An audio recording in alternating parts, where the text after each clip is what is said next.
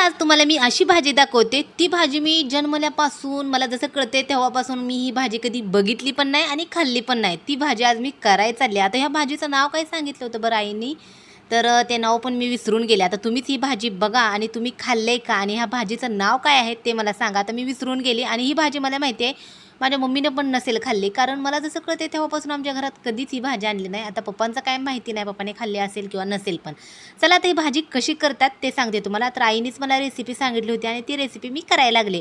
तर भाजीला स्वच्छ निवडायची स्वच्छ 1-2 पाण्यानं धुवून घ्यायची. थोडंसं तेल घालायचं आणि परतून घ्यायची. तुम्ही बघू शकता भाजी किती होती आणि परतून किती थोडी झाली. नंतर थंड करायचं. जिरे, मोहरी, नंतर थोडासा लसूण, मिरची, हळद आणि शेंगदाण्याचं कूट हे सगळं घालायचं आणि भाजी मात्र थंड होऊ द्यायची आणि मिक्सरमधून बारीक करून घ्यायची. फोडणी वगैरे काय द्यायची नाही आणि पहिल्यांदाच खात होती. थोडीशी आंबट लागत होती, पण छान लागत होती. चला भाजी कशी वाटली नक्की सांगा आणि बाय.